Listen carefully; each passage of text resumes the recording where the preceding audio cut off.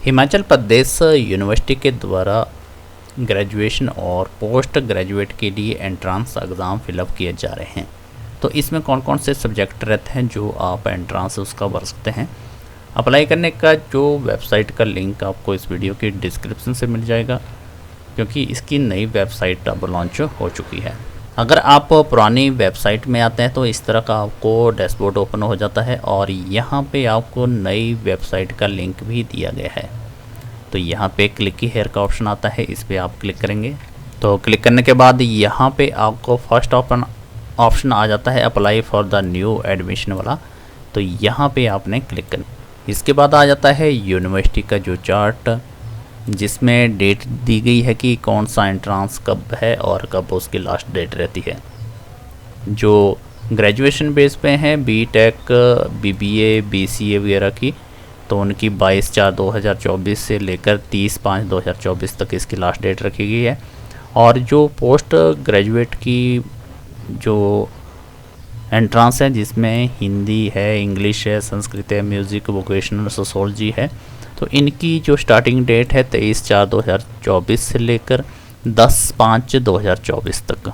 तो जो post graduation का एंट्रांस है, जिसमें एमएससी है, बीएससी है, इन सब की लास्ट डेट सेम ही रहती है और अप्लाई करने का प्रोसेस भी सेम ही रहेगा। तो चलिए आगे आपको बताते हैं कि कैसे आप अप्लाई कर सकते हैं। क्लिक टू न्यू रजिस्ट्रेशन, इस पर आप क्लिक करेंगे।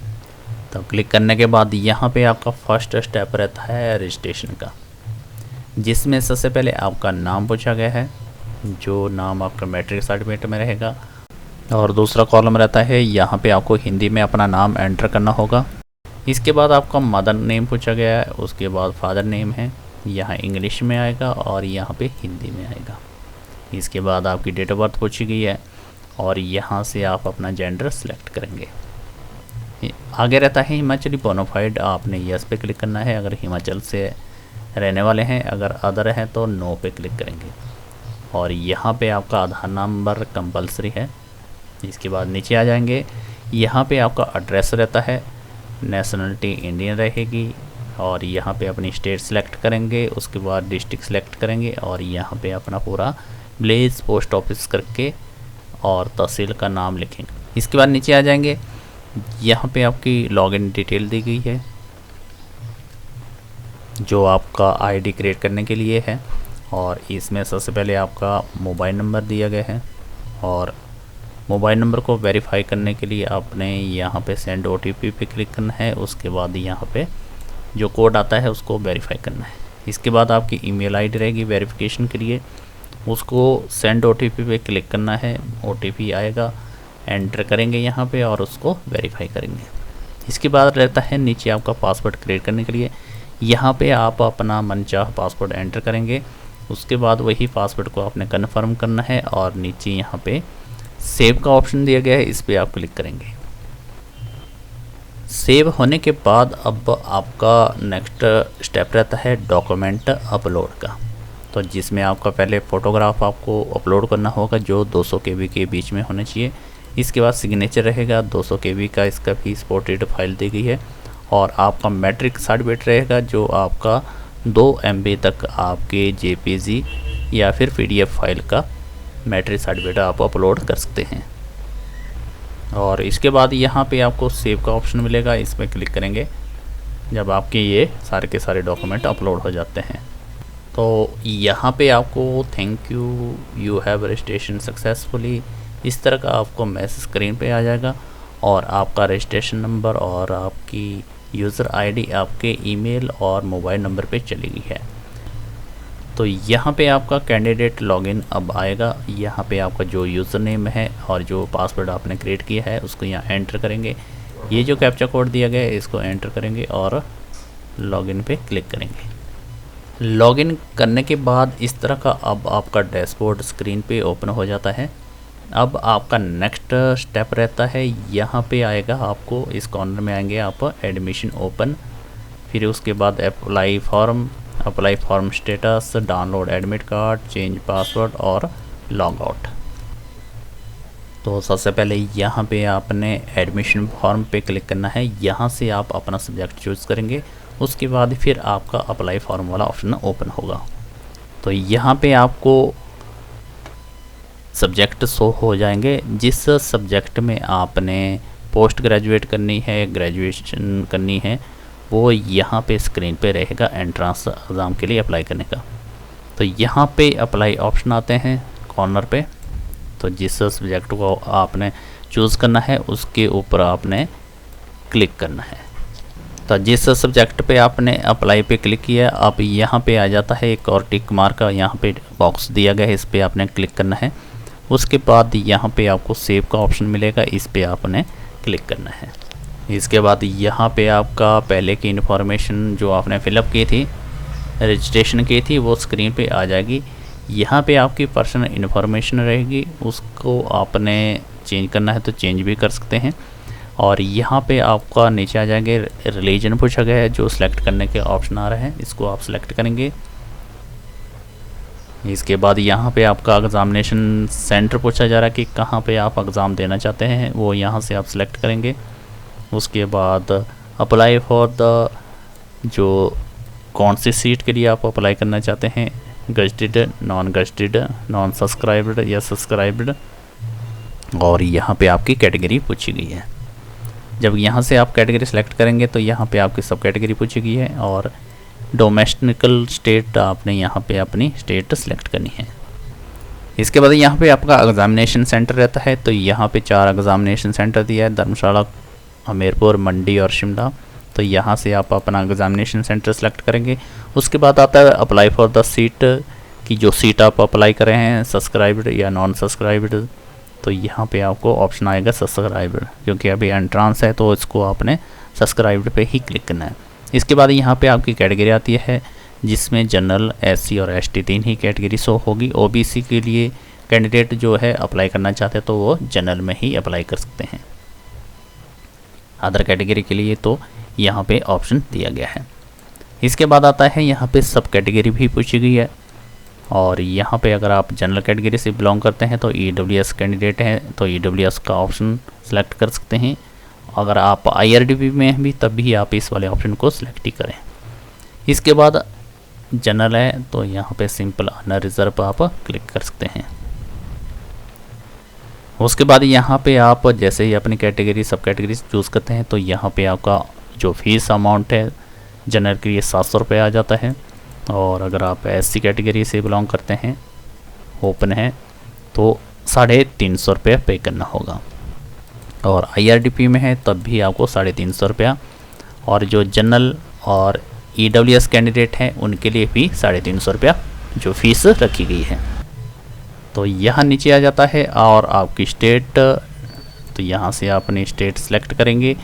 इसके बाद यहाँ पे आ जाता है अगर आप डिसक्वालीफाइड किए हैं, सस्पेंडेड किए हैं किसी बोर्ड या यूनिवर्सिटी के द्वारा, तो यहाँ पे यस कर सकते हैं अगर किए हैं तो, और उसका यहाँ पे आपको रीजन देना होगा। अगर नहीं किया तो आपने यहाँ पे नो पे ही रहने देना है इसको क्लिक। इसके बाद अगर आप डिसेबिलिटी कैंडिडेट हैं तो यस पे क्लिक करेंगे, और यहाँ पे आपकी परसेंटेज आएगी कितनी आपकी डिसेबिलिटी बनती है। अगर डिसेबिलिटी है नहीं है तो नो पे क्लिक करेंगे। इसके बाद जो सिंगल चाइल्ड है सिर्फ वोमेन के लिए, लड़कियों के लिए, जो यस करेंगे, अगर नहीं है तो नो पे क्लिक करेंगे। उसके बाद यहाँ पे सबमिट का ऑप्शन आता है, इस पर क्लिक करके आपका ये कॉलम जो है फिलअप हो जाएगा। इसके बाद आगे स्टेप रहता है, तो यहाँ पे आपको और भी क्वेश्चन पूछे गए कि आप AWS से फैमिली से बिलोंग करते हैं। अगर आपकी 4 लाख से कम आया है तो आपने यस पे क्लिक करना है, अगर नहीं है तो नो पे क्लिक करेंगे। इसके बाद आता है कि अगर आप J&K से हैं तो यस पे क्लिक करेंगे, अगर नहीं है तो नो पे क्लिक करेंगे। और आपका स्पोर्ट्स का कोटा पूछा गया, अगर स्पोर्ट्स है तो यहाँ से चूज़ करेंगे कौन सी आपकी स्पोर्ट्स है। और इसके बाद रहता है कि अगर आपने पहले भी हिमाचल प्रदेश से जो लास्ट क्वालिफिकेशन एग्ज़ाम पास किया है तो आप यस पे क्लिक करेंगे। अगर आप हिमाचल प्रदेश यूनिवर्सिटी से नहीं किया है तो आपने नो पे क्लिक करना है। इसके बाद अगला स्टेप रहता है जिसमें आपकी क्वालिफ़िकेशन की डिटेल आएगी। आपको बता दें इस बार जो यूनिवर्सिटी का एंट्रेंस एग्ज़ाम के लिए फॉर्म फिलअप हो रहा है बहुत ही लंबा प्रोसेस है, तो पूरा प्रोसेस सब ध्यान पे पूर्वक देखें, क्योंकि अगर बीच में कहीं गलती करते हैं तो आपको दोबारा से ये फॉर्म फिलअप करना होगा। तो सबसे पहले मैट्रिक की डिटेल पूछी गई है, तो यहाँ पे आप पहले आपका स्कूल का नाम पूछा गया, तो यहाँ पे अपना स्कूल का नाम लिखेंगे। बोर्ड पूछा गया है, अगर इसमें यहाँ पे आपका बोर्ड का नाम नहीं आता तो यहाँ अदर बोर्ड दिया गया, तो यहाँ पे आप अदर करके चूज़ करके यहाँ बोर्ड का नाम लिख सकते हैं। पासिंग ऑफ ईयर, कब आपने मैट्रिक पास की है, और इसके बाद आपका ग्रेडिंग सिस्टम आता है। अगर ग्रेडिंग सिस्टम है तो यहाँ से यस पे क्लिक करें, अगर नहीं है तो यहाँ पे ऑप्शन आ जाता है नो, तो नो पे आप क्लिक करेंगे। तो जैसे यस पे क्लिक करते हैं तो यहाँ पे आपको जो ग्रेड CGP का ऑप्शन आता है इसको हाईलाइट हो जाएगा, तो यहाँ पे आप अपना ग्रेड डाल सकते हैं। अगर ग्रेडिंग सिस्टम नहीं है तो यहाँ पे अपने नो पे क्लिक करना है। इसके बाद यहाँ पे आ जाता है आपका मैक्सिमम मार्क कितने हैं आपके, यहाँ पे एंटर करेंगे। उसके बाद कितने मार्क्स आपके आए हैं वो यहाँ पे आप लिखेंगे।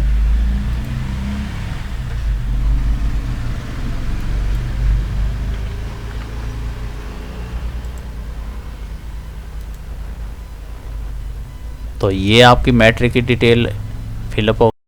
तो उसके बाद आपके +2 की डिटेल पूछी गई है, तो सेम ही प्रोसेस रहेगा जिसमें स्कूल नेम, एग्ज़ाम बोर्ड, आपका other board, passing year, result, waiting, तो पूरा का पूरा इन्फॉर्मेशन जैसे आपकी मैट्रिक की बताई है वैसे आप यहाँ पे फिलअप करेंगे।